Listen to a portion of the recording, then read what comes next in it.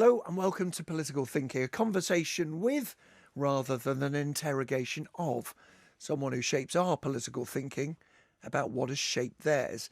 Every so often, there's an issue that bubbles up, if you'll forgive the metaphor, and reaches beyond the Westminster bubble. The issue we're talking about today is the issue of sewage, the quality of our waterways, our rivers and our seas. And my guest this week on Political Thinking is the man who's ensured that no political figure can ignore that question of the quality of our waterways. He is keen angler, campaigner and original lead singer with the Undertones, Feargal Sharkey, a man who left the stage in order to campaign for musicians' rights before taking up his current position as one of the country's leading environmental campaigners. He began life in the Bogside in Derry, as we'll hear. He is now a hero to people from the Green Party to the readers of the Daily Telegraph, the Countryside Alliance to surfers against sewage. Feargal Sharkey, welcome to Political Thinking. Thank you very much for having me. Now, you have been described, I saw, as a stroppy former punk rocker who won't take no for an answer. Do you plead guilty? Am I right in thinking that might have been a man called Michael Duggar? And I think I'm seeing him in a few days' time. I'm going to have to remonstrate with him over that. Former Labour MP. Former Labour MP. Former head of the music industry. Indeed. Do I take no for an answer? No. I've never been very good at that. Stroppy, well, I'll discuss that with Michael further. We can expand on that one. I would deny the former charge and probably have to concede the latter one. What about former punk rocker? Do you think of yourself as a punk? Because the Undertones clearly came in that era. But I looked at a video of you the other day. There you were, not with the kind of spiky hair, not with the safety pins. You were there with a smart jacket and a white shirt, not that different from you today. Listen, it was a moment in time. Were there things called punk rock in Derry? Probably not. Were we at the time developing a young band and 5 kids putting a band together that shared a lot of the same ethos and ideals? Absolutely, without question.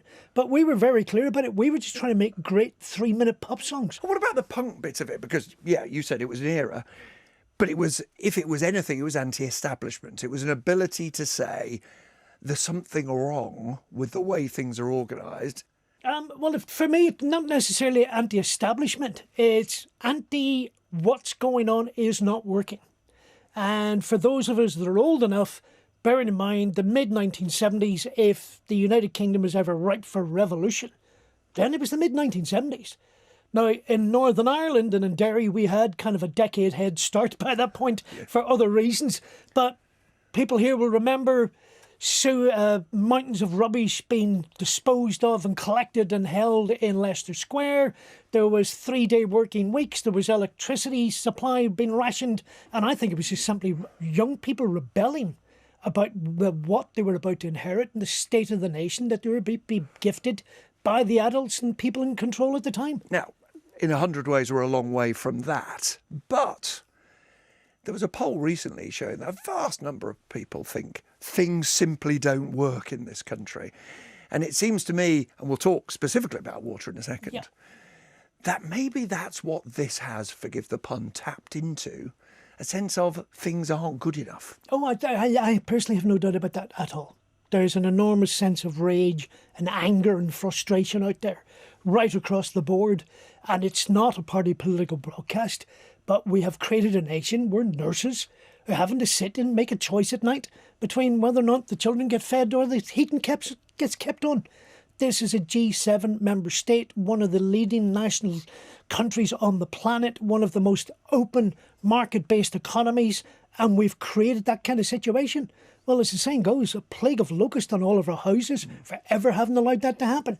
So is the sewage campaign being used by some people to express that frustration and anger and outrage? Absolutely, because it has become a symptom of a much greater disease and malaise that this nation's suffering from. Well, we'll talk about that background in Derry and the influence it had on you in a minute or two. But first of all, why sewage? Why water? Why of all the things that you might be passionate about and campaign? There I was, minding my own business. It's the love of fishing that begins it. Oh, it is. The school that I went to, Christian Brothers in Derry, was founded in a very simple ethos. When that school was established in the Bogside, over 100 years ago now, the local community was made up of one-room houses with dirt floors, and sometimes not one but 2 and 3 families living in one room. So the whole ethos of the school was, we don't have the resource and the means to provide these people with charity, but what we can do is educate the kids. Amongst other things, we were presented with a very long list of after-school clubs and societies, and you were required to volunteer for 6. And one of those 6 was angling. Funnily enough, it was 2 boxes. One marked fly fishing, the other marked fly tying. Right. So, okay, fishing. Yeah. There'll be people listening, there's people watch you say, I don't get it. What's a grown man doing there, standing there with a stick? What is it? We see, here's the thing. As Isaac Walton himself said, is it not an art to deceive a trout with a fly? A trout. I have always had one of those minds that I've got 10,000 different things rattling about in the back of my mind all day long, every day. I find it quite a challenging occasion just to back off and relax. And fly fishing is one of those things that I have to concentrate on. Because bearing in mind, what you're actually doing is trying to deceive this beautiful wild fish, a trout, that this thing that you've assembled using bits of feather and fur and silk actually resembles a real live genuine insect. You not just enthuse about fishing, but you become and still are the chair of the oldest angling club in England. Yeah. And it's there that you see what's happening to the water. As part of my handover, and I had been aware of it, standing this river, we were losing water. To the extent that the river was stagnating.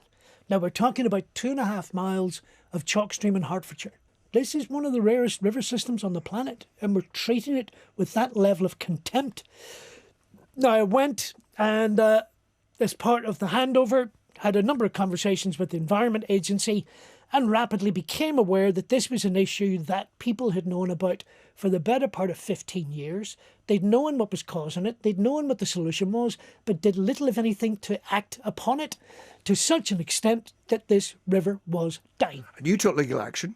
You took judicial review. We didn't quite get to the High Court, but I was standing on the door, banging furiously on the door, ringing the doorbell, demanding entry. And thankfully at the last minute, as I normally refer to it, Nick, the grown-ups were let into the room. And did you at that moment think, this is a beginning of a new phase in my life? This is the beginning of a great campaign? Or were you just trying to get that bit of river? That was it. That's all I was interested in. What it did, however, that experience, there's only 60 members of the Alma Magna. There's only ever been 60 members. And it kind of pricked my curiosity. And as I now explain it, foolishly, stupidly, naively, I scratched that itch. And every day I scratch it, I just end up with an even bigger itch. There's another puzzle for people looking at you, which is why it took you to get those 60 men and women to march. Now, does that then take us all the way back to your upbringing in Derry, your mum and dad marching, that you grew up in the place where the civil rights marches in Northern Ireland in the 60s really began? This is when we all start getting very Freudian. Is that where it began, though? Your knowledge of the need to campaign, the possibility of change? I know it's an old adage. Yes, it is very Freudian. And in my particular case, yes, you can blame the parents. My father was the chairman of the Labour Party in Derry in the early 1960s, when there was such a thing.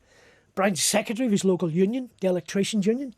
I can vividly remember him pulling out a beaten-up, faded old copy of the Morning Star, where he appeared in a generic photograph on the front page of delegates leaving the TUC conference Blackpool Winter Gardens in 1963.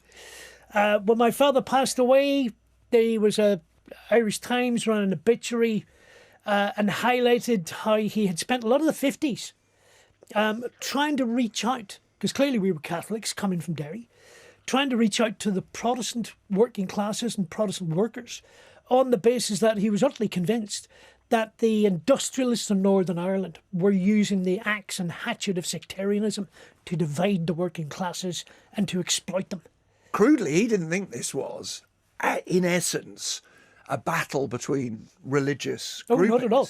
He thought it was a class battle. Completely, and he was in reality a socialist trying to unite and combine the greater power and influence of the working classes to do a good deal with the industrialists. And yet, as a boy growing up in Catholic Derry, Yeah. in nationalist Derry, Yeah. in Republican Yeah. Derry, at the moment that the IRA was not born, but reborn, if you like, Yeah. as an active terrorist organisation, you could not be political, could you? I mean, you have to be dragged into that. Well, you see, the thing is, I've just said all that about my father, but my father actually wasn't the politician in the house. My father wasn't the one who was the campaigner and the driver of events. That was my mother. I'm more comfortable talking about this in the modern world. Feargal is actually my second name. My first name is Shan. I'm named Shan South and Feargal O'Hanlon after two dead IRA men killed while attacking a police station in Northern Ireland in 1957.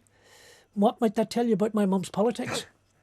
And it was my mum on the morning of the 9th of April 1969 bundled everybody into the family car and demanded Dad drove us to the other side of Ireland, where as a family we took part in the People's Democracy Civil Rights March between Belfast and Dublin, protesting and highlighting injustices in Northern Ireland. One of the defining events of absolutely. the period that led to what Yeah. we now call, euphemistically, absurdly in many ways, Yeah. the Troubles. Yeah, so I'm 10 years old. Yeah. And I find myself in the middle of this People's Democracy March, walking down the middle of the main road between Belfast and Dublin, waving very enthusiastically, I have to say.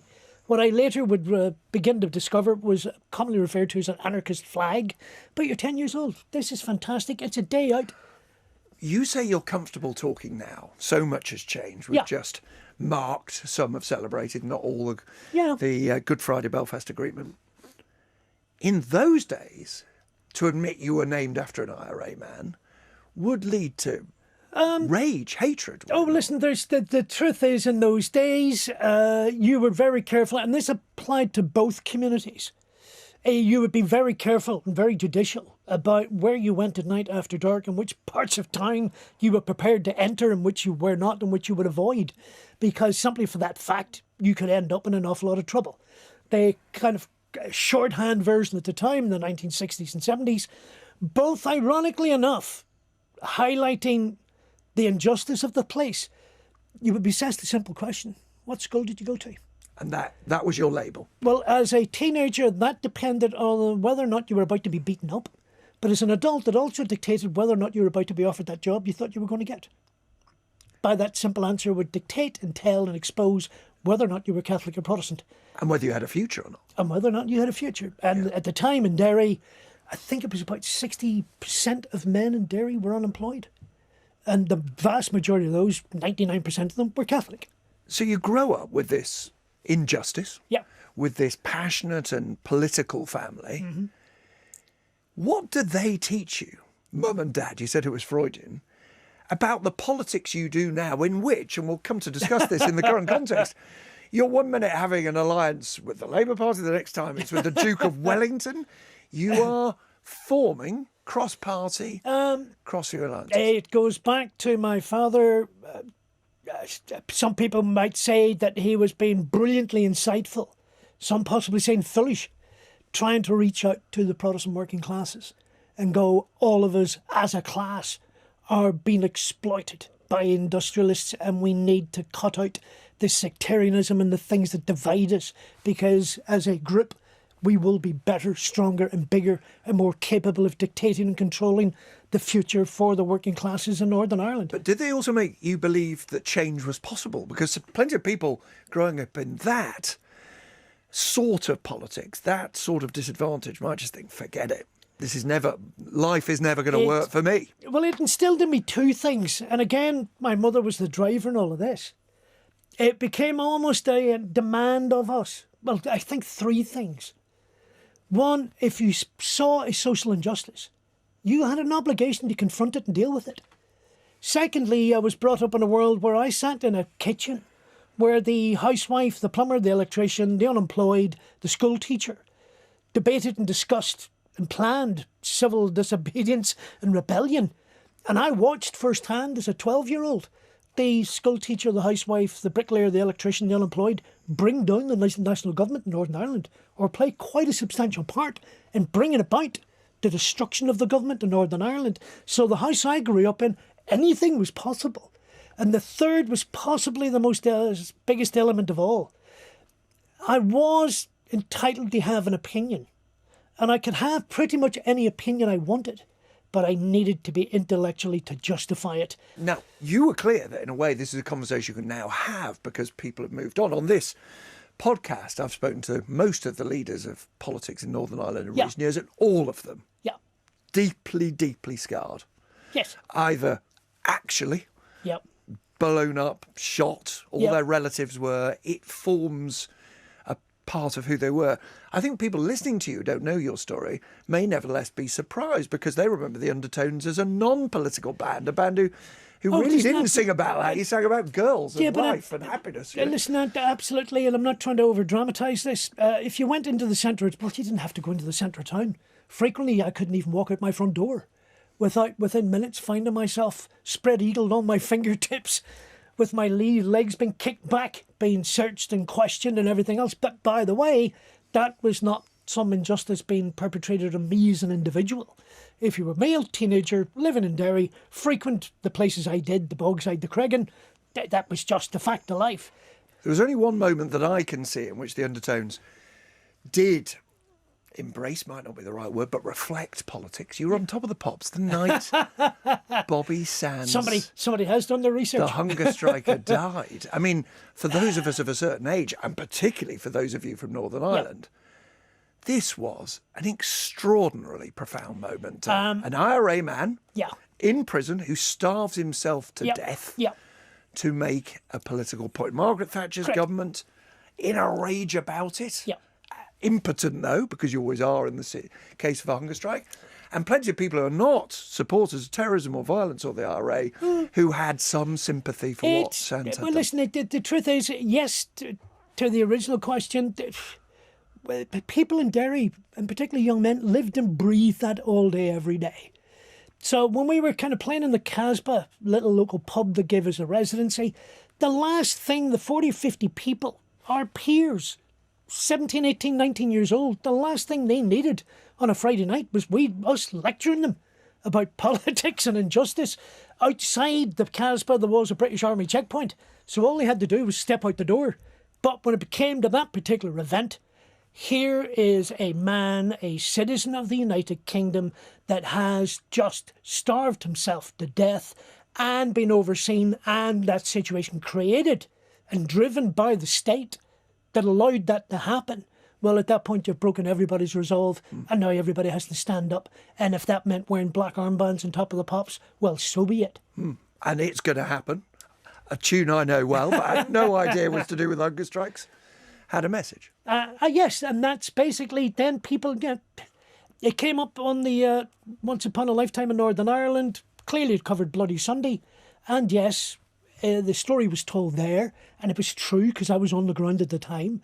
That single event, the following day, that swelled the ranks of the IRA by untold multiples, because people simply would not be prepared to accept that kind of act of violence by the state against its own citizens. So it is quite a journey from there to this alliance with the Duke of Wellington. Now, long before you did the water campaign, long before you did the sewage campaign, you've alluded to, as well as being a music professional, you're a campaigner for the rights of musicians. Yeah. And you'd moved here. You said that you didn't want your little boy to have the same sort of upbringing as you. Correct.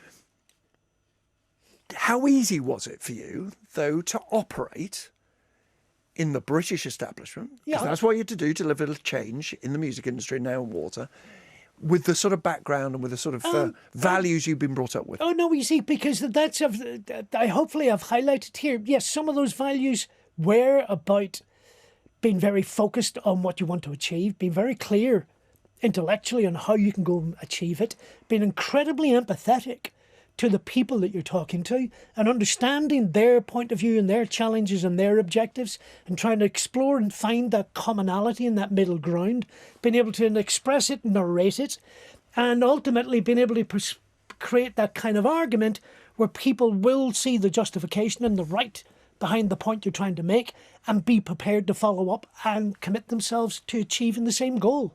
Well, that's called politics. I didn't know that at the time, but that is what I believe is politics. And the inference you made, and I did say it to him, and he fell on the floor roaring in laughter a little while back. I was having a conversation with the Duke of Wellington, and it did occur to me, and I did say to him, listen, I've just had this thought. This government is so utterly hopeless. They've actually managed to put the son of a Republican Irish family and the Duke of Wellington on the same side of an argument. That's a genius move. Utterly brilliant. Well done. And that was the alliance that produced some change in the regulation of the water companies and maybe led up to this moment that we had the other day in which the water companies issue this apology and promise to spend 10 billion. Now, I spoke to you on the Today programme that morning thinking you'd be very political and go, well, look, no, we welcome the apology as far as it goes, but and you blew it up. Maybe this is what that thing about being a punk campaigner made. You basically said you didn't really believe a word of it. Correct. They should give the 10 billion back to ordinary people. Well, as we now know, it's less than, in fact, today, it's a week ago today that they made that apology. And as it turns out, it didn't even take a week before United Utilities, Severn Trent Water, two of the biggest sewage dumpers in the country, have now announced in the last 48 hours they are going to pay £550 million in dividends to their shareholders over the next couple of weeks. So they weren't that bloody sorry, were they? Well, they say, no, look, if you don't pay dividends, you don't get shareholders. You don't have shareholders, you don't get investment. If you don't get investment, you don't have smarter sewers. Here's the thing. Water companies don't invest anything. Any money that goes into the system comes out of our pockets. And for me, I thought it was the most incredible lack of foresight and planning and management and leadership within the industry to put that statement out. Because take out the apology bit, which was a non-apology. You must know at this point the level of anger, frustration and rage amongst your customers at what you've done over the last 30 years. And yet you see... outrageous. Someone who, I'm afraid, in the rules of this business has to stay anonymous, who's worked with you on these issues in the past, said he's got silly now. He must know that you can't possibly give £10 billion back to the customers. The money's gone. The point I was trying to illustrate by bringing that up is a very simple one. And this was a regulator, in my opinion, just trying to cover their own rear end. Ofwat wrote to the water companies a year and a half ago, reminding them of their statutory obligations, that they have a binding legal obligation to build, operate, maintain sewage systems, and I am now quoting, capable of effectively dealing with the contents of those sewers. So you have a legal obligation to do it. The regulator's saying that you've had all the funding to comply with that obligation. Water companies have to certify annually that they've got all the funding they needed. Well, you clearly haven't spent it in the sewage system, so where's our money gone? The people listening to this will say, why limit Feargal Sharkey to water? You've done music, you've done water. Politics. Surely. It's in the blood. You've just told us you know how to do it. Nick, here's the thing. I, as a musician, was gifted the most beautiful, wonderful, glorious thing. For decades of my adult life, all of my adult life, random people have walked up to me up in the street, all over the world, and simply wanted to introduce themselves and talk about music. Now, what a glorious thing to happen about records people bought, gigs they've been to. Over the last 2 or 3 years, that has evolved onto a whole other level. They now want me to talk about effluent in rivers. Well, here's the thing. I'd be really happy to go back to talking about music as quickly and as efficiently as possible. I genuinely have no ambition to go and stand for Parliament and all that kind of stuff. I genuinely, that's somebody else's job, more suited than I am. Which is very good news, because you could be Lord Sharkey of Amwell. Oh, no, stop that. That's just, That'd be the great thing for the Republican boy from Derry, wouldn't it? Now, there would be a story to tell. How a little boy called Shan Feargal became Lord Sharkey of Amwell. Then you could have lunch in the House of Lords dining room with the Duke of Wellington every day. Stop it. That's an undeniable denial. Feargal Sharkey, thanks very much indeed for joining me on Political Thinking. Nick, thank you for the opportunity. Hugely appreciated. Now, whether or not Feargal becomes Lord Sharkey, and I got the sense I wonder if you did, that he really wouldn't mind. He's got a lot to teach people about how to bring about change, being prepared to work with people you disagree with as well as those you agree with. Always being willing to be personable and realising that to win at any campaign, you have to know your facts. You have to be intelligent. You have to be capable of debating. But above all, communicating a passion about a subject many other people may barely have given a moment's thought to, in a way that makes them want to be part of your cause. Thanks for watching.